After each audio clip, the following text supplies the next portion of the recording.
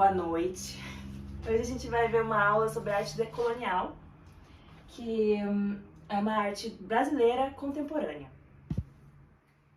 Essa obra aqui é uma pintura sobre fotografia do Matheus Ribas.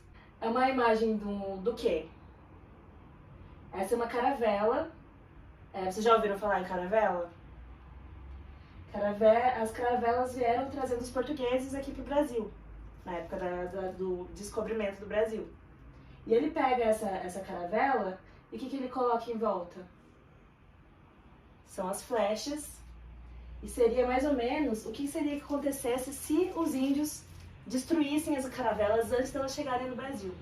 Vocês conseguem imaginar como seria o Brasil se o Brasil não fosse descoberto? Se ele fosse colonizado pelos não colonizados? Se a gente tivesse donos da nossa terra o tempo todo?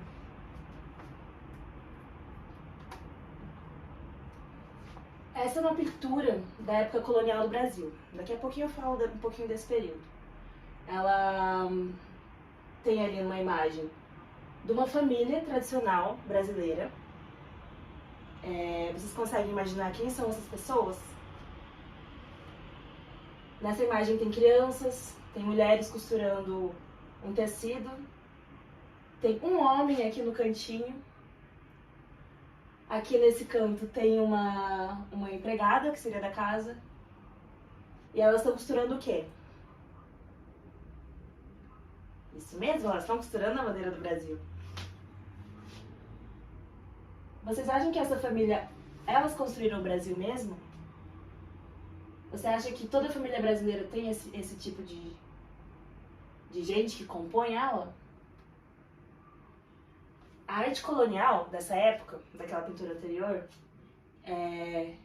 enquanto lá na Europa o Renascimento estava em alta, a arte voltada para os ideais clássicos, o Brasil estava sendo colonizado. E nesse contexto, o período colonial tem um foco artístico bem diferente do que da história da arte da Europa. No período colonial brasileiro, queria retratar muito mais a arte do que estava acontecendo das famílias e a religião também que estava presente, com uma questão de educar aquela população que estava aqui no Brasil. Mas essa arte ela era feita para os ricos, e os ricos que faziam e os ricos que consumiam esse tipo de arte. Um exemplo desse tipo de arte é a arte barroca, que era uma arte que era voltada para as questões religiosas do país, que eram majoritariamente católicas. O barroco ele está no Brasil a partir do século XVII e até os séculos depois. E ele está presente principalmente na arquitetura, nas arquiteturas das igrejas, dos prédios, das escolas, e tudo com um cunho religioso. Usava muito vermelho, azul e dourado, que são as cores que representam a divindade. E as técnicas usadas eram tinta a óleo e também esculturas em madeira, e estava muito presente nas igrejas. Aqui tem um exemplo da igreja de Nossa Senhora do Carmo, que fica no centro de Recife. Essa igreja é um grande exemplo da arquitetura barroca. Ela é toda dourada, lá em cima as esculturas são todas em ouro. Dentro da igreja também todas as esculturas em ouro, você lembra? Tem toda essa questão da ostentação religiosa dentro dela. Essa é um exemplo de azulejos portugueses dentro de um convento, que também contava as histórias da Bíblia. E essa é um outro exemplo de arte que foi pintado pelo Vitor Meirelles, que conta a história da guerra, o que estava acontecendo no Brasil. Essa é uma pintura que se chama Batalha dos Guararapes, que conta a história da batalha entre os holandeses e os portugueses em Pernambuco, para a dominação do território, quando os holandeses vieram para o Brasil e dominaram todo o Nordeste brasileiro. Essa obra, vocês conseguem identificar quem são essas pessoas? Qual é a raça delas? Quem são os heróis? Quem são quem estão morrendo nessa pintura? Tem bastante coisa. Essa pintura foi feita em tinta a óleo e ela é enorme. Ela ocupa um pedaço do parede do tamanho dessa sala de aula, assim. Ela é gigantesca. Isso é uma gravura feita pelo Jean-Baptiste Debré. que veio fazer uma expedição no Brasil para contar como que funcionava o Brasil aqui para a Europa saber. Então, nessa gravura, vocês conseguem ver o que está acontecendo? Quem são essas pessoas? Qual é a raça delas?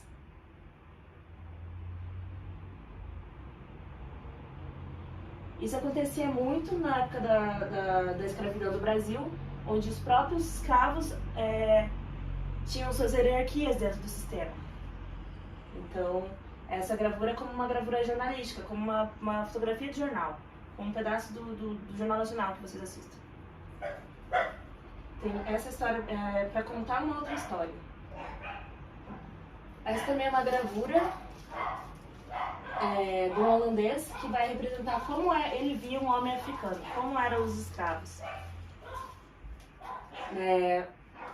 Vocês podem ver como que ele imaginava que as pessoas se vestiam. Vocês acham que as pessoas se vestiam desse jeito? Como que era o Brasil, a vegetação do Brasil, a palmeira aqui, o que ele está na mão.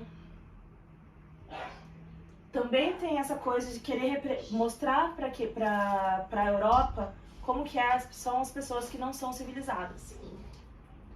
Porque era isso que eles pensavam das pessoas, né?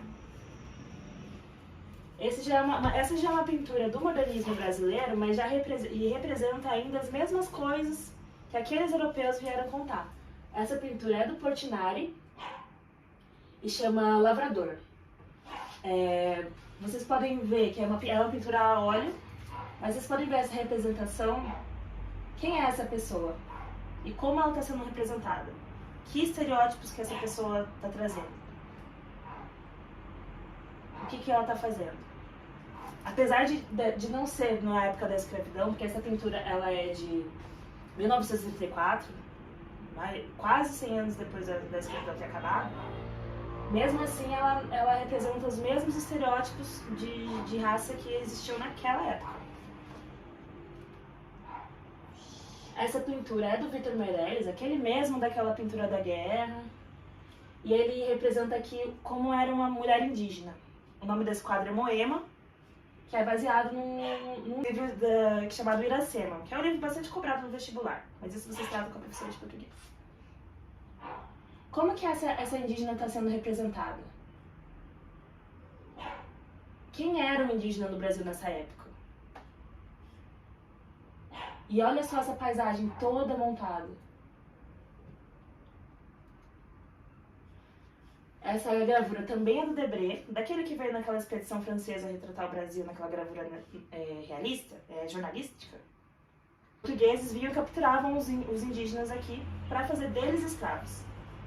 E aqui é uma família inteira, vocês podem ver que tem uma mãe com as crianças no colo, crianças abraçadas com medo. Essa é uma função aqui. Aqui também é uma gravura representativa dos indígenas e de como eles viam os indígenas no Brasil. Vocês conseguem ver o que eles estão fazendo com esse instrumento, com esse arco, com essa flecha? Para que servia?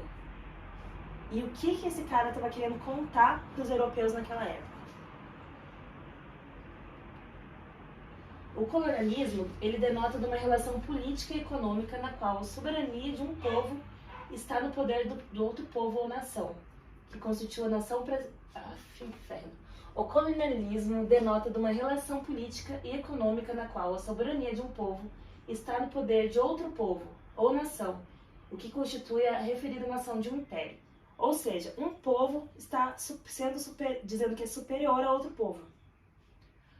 O pensamento decolonial surgiu a partir do questionamento sobre a influência do colonialismo na estruturação da sociedade e da hegemonia predominante. Ele vem também dos processos de luta de independência dos países africanos e indígenas e questiona o papel dos países colonizadores na estruturação da sociedade. Há várias direções desse pensamento: o decolonial, o anticolonial, o pós-colonial e o contracolonial. Todas essas estruturas, elas são contra essa coisa de ter um povo acima de outro povo. Já que nosso povo é originário daqui, no caso os indígenas são originários daqui, por que eles são, os portugueses que vieram de outra terra vão ser superiores a isso, sabe? E essa arte vem mostrar e questionar e brigar com isso.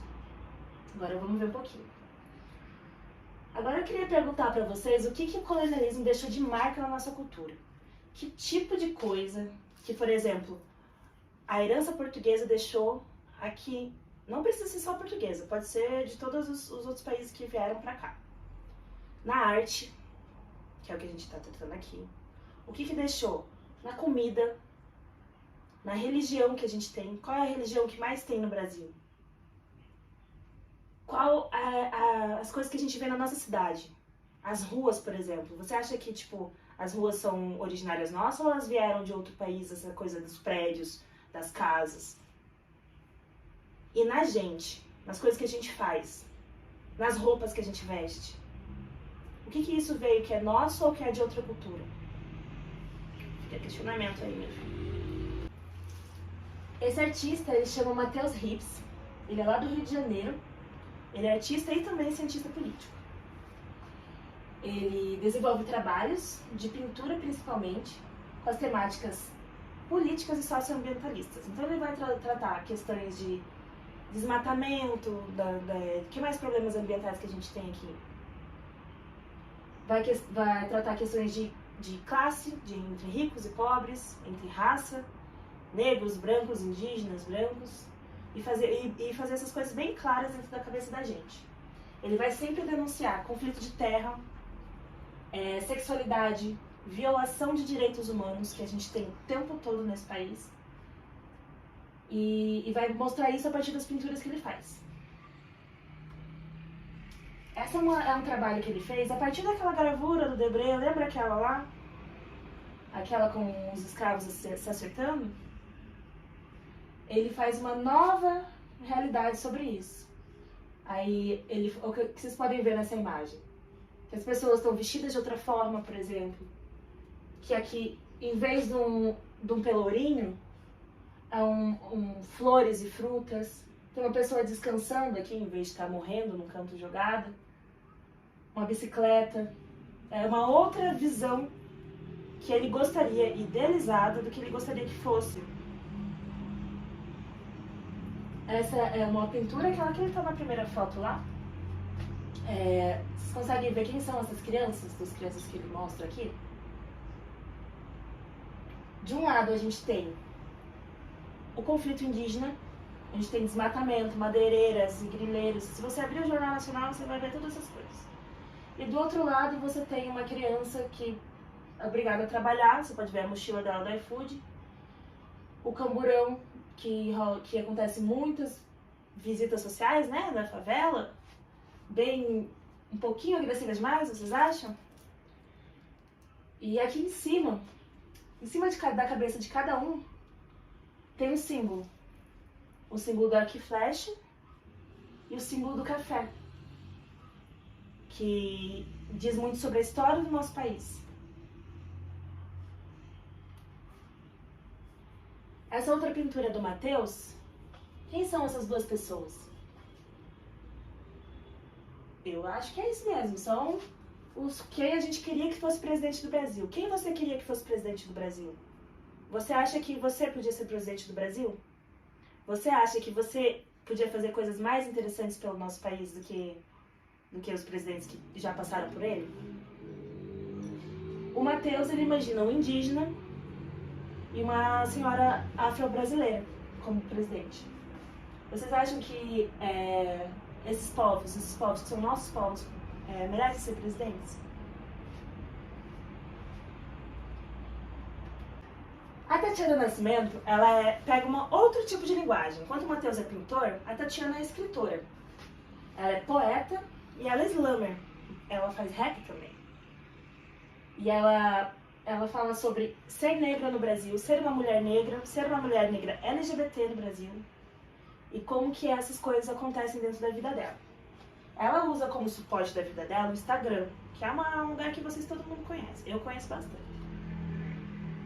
No Instagram dela, vocês podem entrar e tem diversas poesias que vão tratar da questão anticolonial do Brasil, que é um tema que ela gosta muito e ela usa muito.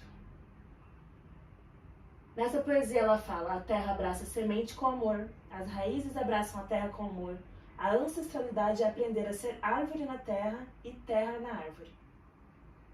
Vocês acham que, tipo, a gente perdeu um pouquinho com a colonização a nossa relação com a terra? Vocês já plantaram alguma coisa? Já sentiram essa coisa da ancestralidade? Às vezes a nossa avó tem uma hortinha lá. Por que nossos ancestrais, essas pessoas mais antigas, têm essa relação com a terra que a gente não tem? Aí a Tatiana vai falar muito sobre isso, sobre como é amar uma mulher negra, como é falar sobre ser uma mulher negra no Brasil. O Jardim Tesbel, ele é indígena da etnia Mapuche, lá do norte do país, lá em Roraima. E ele viveu até os 18 anos lá na aldeia. Depois ele foi estudar pra fora, foi pra São Paulo, foi pro Rio, foi pra Europa, e é um artista muito famoso. Esse artista faleceu no ano passado, deixou a comunidade artística muito chateada, porque ele fazia um trabalho muito importante hoje em dia dentro do país. Ele vai tratar da questão da cidade hoje em dia com as questões da cultura que ele nasceu, que ele vivenciou. Então nessa obra dele, por exemplo, que é uma pintura só preta e branca, aqui aos lados tem os animais, a linguagem da etnia dele, a simbologia que existia, e passando aqui você vê as estradas que cortam e atropelam a cultura que ele vivia, que vive e que até hoje em dia continua acontecendo. Essa obra dele já não é uma pintura. Vocês sabem dizer o que é esse tipo de arte?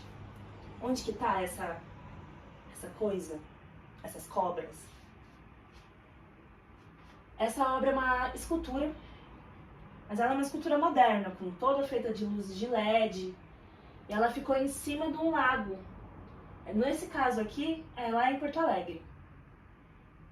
E ela estava apontada para uma escultura clássica de um bandeirante que ficava na frente desse lago. Então as duas cobras estavam olhando de cara para essa escultura. O nome dessa escultura chama Entidades, que na cultura dele, quando você morre, você vira uma entidade, você reza para essas entidades também. E essas entidades, elas estão confrontando diretamente o colonizador, que é quem tirou a vida de tantas e botou tanta gente para virar entidade na cultura dele. Essa obra representa o fantástico e Kimi, que atravessa vários mundos e não tem começo nem fim. A cobra, ela diz muita coisa sobre começo e fim, porque ela troca de pele, ela vive outras coisas. Essa obra também ficou no viaduto. Elas ficavam se olhando, elas são bem grandes, sabe? E elas acendem mais ou menos à noite, assim, eles não deixam ligado durante o dia. E essa aqui é uma fotografia do próprio Jair, com essas cobras. E essas cobras, esse tipo de escultura, forma um tipo de arte chamada instalação. A instalação, ela vai lidar com o uso do espaço. Então, se você vai colocar num viaduto, como está aqui, ele vai ter que mudar a escultura dele para ficar pertencente a esse espaço. Se ele vai botar no lago, como ele deixou na outra, aí ele vai mudar a escultura de lugar. Então ele faz essa obra de arte de um jeito que ele possa viajar com ela, que ela possa ser maleável, que ela consiga ainda respeitar o espaço onde está. O Rimon Guimarães, que é daqui de Curitiba, ele vai mostrar a questão da cultura bantu, da cultura afro-brasileira e os elementos que podem compor essas coisas. A Nath Ferreira é uma mulher preta que também usa o grafite como linguagem e vai usar da temática de ser uma mulher dentro de um espaço que é bastante masculino, que é o espaço do grafite. A Catumirim, ela é uma rapper indígena, criada em meio à aldeia, em meio à cidade de São Paulo, e ela vai cantar sobre ser uma rapper indígena e ser uma mulher no meio do rap, que já é difícil, sobre ser compositora, sobre ser LGBT no meio também, rapper. Então ela vai usar das letras dela, questionando a colonização pela vivência dela. Se você quer saber mais sobre arte colonial, a Bienal do ano passado de São Paulo teve muitos artistas que trouxeram isso como tema. E esse site, que também tem no Instagram, tem um site, que é a Despins Art, que vai trazer um monte de artistas do mundo inteiro. Vai trazer muitos artistas do mundo inteiro que cuidam dessa arte neocolonial, decolonial, anticolonial, como vocês quiserem. E essa foi a aula de hoje. Obrigada.